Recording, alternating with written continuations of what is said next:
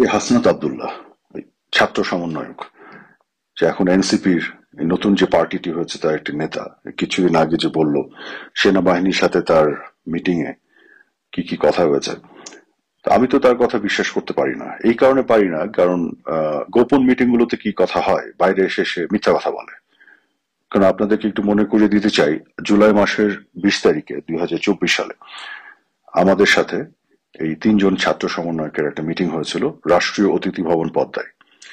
এবং এই মিটিং এ ছিল এই হাসনাত আব্দুল্লাহ, সার্জিস আর হাসিব আর একটা ছেলে, যে ছেলেটা কিছুদিন আগে দাবি করলো যে মেট্রো রেল যদি আগুন জ্বালিয়ে না দেওয়া হতো, পুলিশকে যদি হত্যা করানো হতো, তাহলে তাদের বিপ্লব সফল হতো না। তো এই ছেলেটাও ছিল।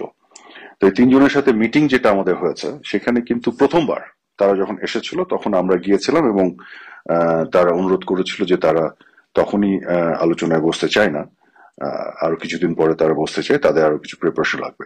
এবং আমরা কিন্তু তাদের সেই মতামতের সাথে মতামতকে শ্রদ্ধা জানিয়ে তখন আমরা মিটিং করিনি। আমরা গিয়েছিলাম কিন্তু আমরা তারপর চলে এসেছি। আমরা চাইলে কিন্তু বসতে পারতাম। রাষ্ট্রীয় অতিথি ভবন পদ্মায় আমরা আছি, আমাদের সিকিউরিটি ফোর্সের সবাই ছিল, তারা তিনজন ছিল, বাট আমরা তাদের ওপিনিয়নের ব্যাপারে শ্রদ্ধাশীল ছিলাম। কিন্তু দ্বিতীয়বার আমরা যখন গেছি তখন তাদের সাথে আমাদের মিটিং হয়েছে, 2 ঘন্টার উপরে মিটিং হয়েছে। তারা আমাদেরকে রিকোয়েস্ট করেছিল যে আমরা যাতে কোনোভাবেই না বলি যে তাদের সাথে আমরা আলোচনা করেছি, এবং তাদের 9 দফাকে তারাই কিন্তু পরিবর্তন করে 8 দফা করেছিল। এবং পরবর্তীতে তারা মিটিং শেষে বের হয়ে গণমাধ্যমকে তারা এই কথা বলেছিল, এবং গণমাধ্যমকে তারা যে কথা বলেছিল এটা কিন্তু অন রেকর্ড আছে। তারা আমাদেরকে রিকোয়েস্ট করেছিল যে আমরা যেন কোনোভাবেই এটা প্রকাশ না করি যে তাদের সাথে 2 ঘন্টার উপর মিটিং হয়েছে, আমরা যেন বলি যে তারা শুধু দাবি জানাতে এসছে, দাবি জানিয়ে চলে যাচ্ছে। তো ওই মিটিং এ আরো অনেক কথা হয়েছে, আমি এখন এগুলো বলছি না। কিন্তু এই মিটিং এ তারা কি বলেছিল, এই বিষয়গুলো যদি আপনারা জানেন তাহলে আপনারা দেখবেন যে কত বড় মিথ্যাবাদী এরা। সেই মিটিং এ তাদের কি আচরণ ছিল, কিভাবে তারা কথা বলেছিল, কি তারা চেয়েছিল, আর পরবর্তীতে সেই মিটিং এর বিষয় নিয়ে সে ব্যাখ্যা দিতে গিয়ে যেভাবে নিজেকে হিরো হিসেবে উপস্থাপন করার চেষ্টা করেছে, একটা ফেক ড্রামাবাজ এই ছেলেটা। ন্যূনতম অনেস্টি, সততায় নাই।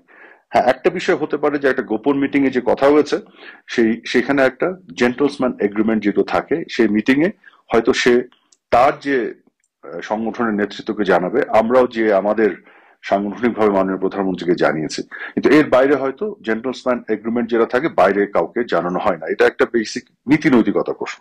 কিন্তু সেই ছেলে ওই মিটিং এর প্রশ্ন টেনে বিভিন্ন জায়গায় কথা বলে বেরিয়েছে, এবং সকল কথা মিথ্যা কথা বলেছে, এবং নিজেদেরকে হিরো হিসেবে দেখানোর চেষ্টা করেছে। তো এরকম ঘটনা যখন ঘটে তখন আমাদেরও দায়িত্ব হয়ে যায় আসলে ওই গোপন মিটিং এ কি আলাপ হয়েছে সেটি দেশবাসীকে জানানো। কারণ তারা তো মিথ্যা কথা বলছে।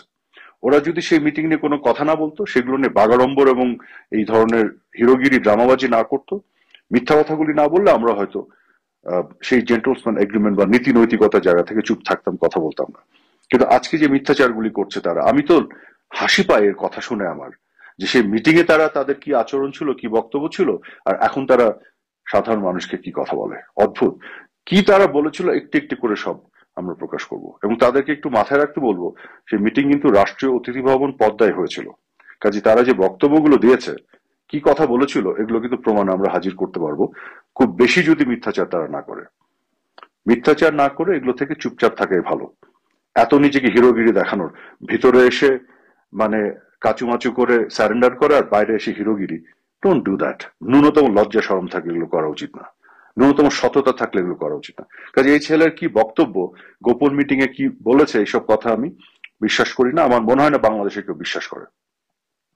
সেনাবাহিনীর পক্ষ থেকে কেন তারা রিফাইন্ড আওয়ামী লীগের কথা বলবে?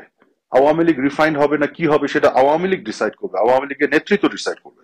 সেনাবাহিনী আমাদের পক্ষ থেকে এই রিফাইন্ড আওয়ামী লীগের নেগোসিয়েশন করার কেউ না তো, কারণ সেনাবাহিনী এই ধরনের কথা বলার কোনো কারণই নাই। আর আওয়ামী লীগকে পুনর্বাসন করারও কোনো প্রশ্ন এখানে আসে না, কারণ আওয়ামী লীগ আছে, আওয়ামী লীগ ছিল, আওয়ামী লীগ থাকবে। এদেশে জন্ম দিয়েছে আওয়ামী লীগ। হ্যাঁ, জুলাই আগস্টের ঘটনাগুলোকে ঘিরে বেশ কিছু ভুল বুঝাবুঝি হয়েছে, দেশের মানুষের মধ্যে কিছু বিভ্রান্তি তৈরি হয়েছে, এটা আমরা বুঝি।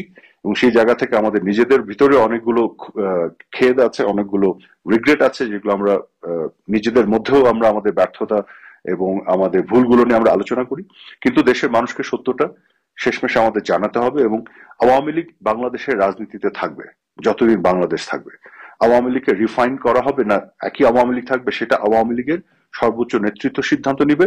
এখন পর্যন্ত আওয়ামী লীগের সর্বোচ্চ নেতৃত্বে আছেন বঙ্গবন্ধু কন্যা জননেত্রী শেখ হাসিনা, এবং আওয়ামী লীগের একেবারে সর্বোচ্চ পর্যায় থেকে শুরু করে আওয়ামী লীগের তৃণমূল পর্যন্ত প্রতিটি নেতাকর্মী জননেত্রী শেখ হাসিনা বঙ্গবন্ধু কন্যার নেতৃত্বের উপরে 100% আস্থাশীল। কাজে এইখানে আওয়ামী লীগ তার সিদ্ধান্ত নেবে। আওয়ামী লীগের শুভাকাঙ্ক্ষী হয়ে অন্য কাউকে এই সিদ্ধান্ত নেয়ার বা অন্য কোনো পক্ষর এই আলোচনা করার কোনো প্রয়োজন এবং আছে বলে আমরা মনে করি না, এবং এটা একেবারে অপ্রাসঙ্গিক। কাজে এই ধরনের অবাস্তব এবং অযৌক্তিক এবং মিথ্যাচার যারা এরা করছে, করে একটা পরিস্থিতি তৈরি করেছে, এবং সেনাবাহিনীর বিরুদ্ধে তারা যেভাবে কালিমা লেপন করছে, একটা একটা প্রতিষ্ঠান, সেনাবাহিনীর মতো একটা প্রতিষ্ঠানকে তারা আজকে মুখোমুখি করেছে, এটা খুবই দুঃখজনক। তা বাংলাদেশকে আসলে তারা ধ্বংসের দিকে নিয়ে যাচ্ছে। তারা আসলে একটা জঙ্গিতন্ত্র তৈরি করতে যাচ্ছে বাংলাদেশে। তারা যখন কোটা বিরোধী আন্দোলন শুরু করেছিল, তখন তাদের সাথে যখন আলাপ হয়েছিল আমাদের, তাদের পুরো যে বিষয়টি ছিল সেটা কোটা নিয়ে। তো এর বাইরে তো বাকি এত কিছু তারা এখন বলছে।